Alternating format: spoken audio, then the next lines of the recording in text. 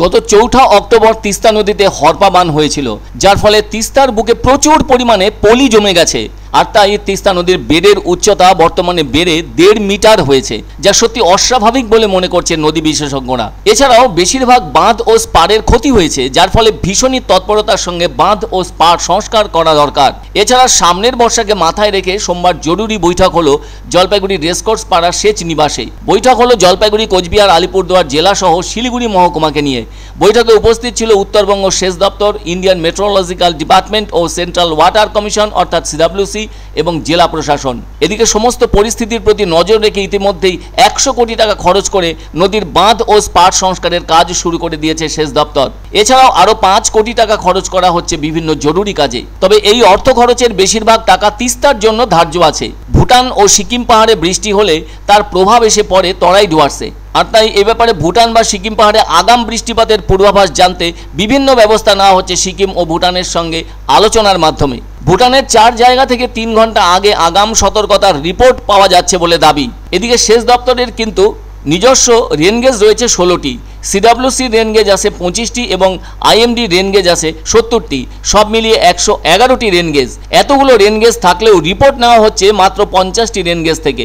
এখন বলা হচ্ছে এই সময়ে নির্বাচন কমিশন থেকে ভোটের জন্য নির্বাচনী আচরণবিধি লাগু করায় নদীর কাজের ক্ষেত্রে সিদ্ধান্ত নিতে কিছুটা বেগ পেতে হচ্ছে বলে দাবি তাদের। এদিনের বৈঠকে উপস্থিত ছিলেন সিকিম ও উত্তরবঙ্গের আবহাওয়া দপ্তরের আধিকারিক গোপীনাথ রাহা, সেচ দপ্তরের উত্তর পূর্ব বিভাগের চিফ ইঞ্জিনিয়ার কৃষ্ণেন্দু ভৌমিক সহ একাধিক আধিকারিক। উল্লেখ্য 2023 সালের 4 অক্টোবর সিকিম বিপর্যয়ের পর তিস্তার অববাহিকায় একাধিক চ্যানেলের জন্ম হয়েছে। বহু জায়গায় জমেছে বালির মোটা চর। আর এমনটা হওয়ার ফলে তিস্তার বুকের জল ধারণ ক্ষমতাও আগের থেকে অনেকটাই কমেছে।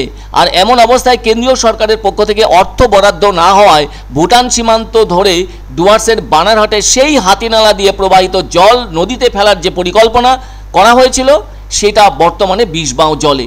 ভুটান পাহাড়ে হওয়া বৃষ্টির জল ডুয়ার্সের কালচিনি, মাদারিহাট, বীরপাড়া, জয়গাঁ, কুমারগ্রাম ও ফালাকাটার অনেক জায়গায় প্রত্যেক বছর বন্যার সময় বন্যা পরিস্থিতি তৈরি করে। ফলে ওইসব অঞ্চলের অনেক নদীতে জলস্ফীতি ঘটে। জলস্ফীতি ঘটে তিস্তা, তোরসা, মহানন্দা সহ আরও কিছু নদীতে। ওদিকে আবার অসমেও ভুটান পাহাড়ে হওয়া বৃষ্টির জল বয়ে এসে জলস্ফীতি ঘটিয়ে থাকে ওই রাজ্যের অনেক নদীতে। এদিকে ব্রহ্মপুত্র নদী বোর্ডের আমন্ত্রিত সদস্য পশ্চিমবঙ্গ, কিন্তু গত কয়েক বছরে উত্তরবঙ্গের বন্যা নিয়ন্ত্রণে ওই বোর্ড থেকে একটি টাকাও দেওয়া হয়নি।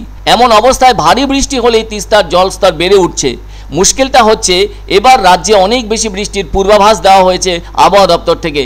আর প্রত্যেক বছর 1 জুন থেকেই সেচ দপ্তরের ফ্লাড কন্ট্রোল রুম চালু করা হয়। তবে এবছর ওই ফ্লাড কন্ট্রোল রুম আগে চালু করা হবে না পরে চালু করা হবে সে বিষয়ে বৈঠক থেকে সিদ্ধান্ত নেওয়ার কথা জানা যাবে বলে খবর। এদিকে সিকিমের জল সমতলের তিস্তা এলে ব্যারেজগুলি গতবারের মতো দুর্যোগ সামলে কতখানি পারদর্শী হবে সেই বিষয়টিও উঠতে পারে বৈঠকে। আমাদের প্রায় 100 কোটি টাকার কাজ চলছে আমাদের, যেগুলো গত সিকিম ফ্লাডের পর থেকে ড্যামেজগুলো রিপেয়ার করা ইত্যাদি।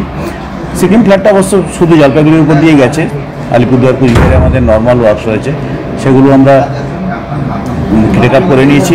আশা করি মে মাসের মধ্যে শেষ হয়ে যাবে। এই ছাড়া ছোটোখাটো আরও প্রায় 6 কোটি টাকার কাজ চলছে মাইনর মেনটেন্যান্স,